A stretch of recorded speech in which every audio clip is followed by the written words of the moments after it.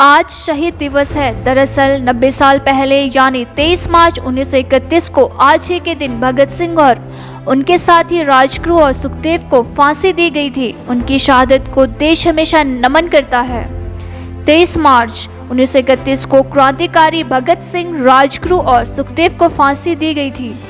भारतवर्ष को आज़ाद कराने के लिए इन वीर सपूतों में हंसते हंसते फांसी का फंदा चूम लिया था, इसलिए इस दिन को शहीद दिवस कहा जाता है। भगत सिंह और उनके साथी राजगुरु और सुखदेव को फांसी दिया जाना हमारे देश इतिहास की बड़ी एवं महत्वपूर्ण घटनाओं में से एक है।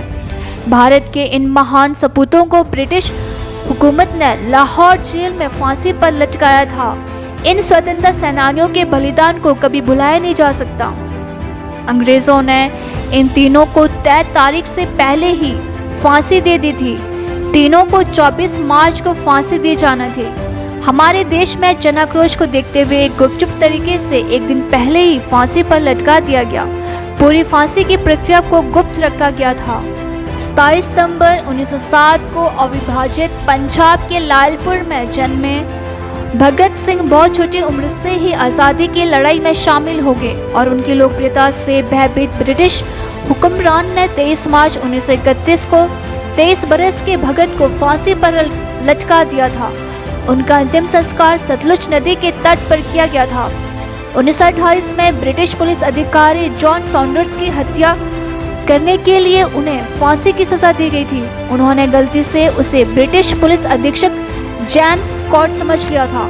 स्कॉट ने उस लाठीचार्ज का आदेश दिया था जिसमें लाला लाजपत राय की मृत्यु हो गई थी।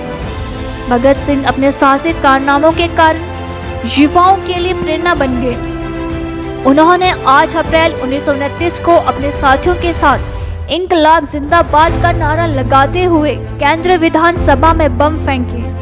सेंट्रल असेंबली में बम विस्फोट करके उन्होंने ब्रिटिश साम्राज्य के खिलाफ खुले विद्रोह को बुलंदी प्रदान की। उन्होंने असेंबली में बम फेंककर भी भागने से मना कर दिया।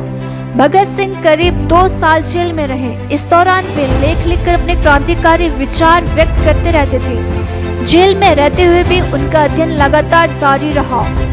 फांसी पर जाने से पहले वे लेनिन की जीवनी पढ़ रहे थे और जब उनसे उनकी आखिरी इच्छा पूछी गई तो उन्होंने कहा कि वो लेनिन की जीवनी पढ़ रहे थे और उन्हें वह पूरी करने का समय दिया जाए।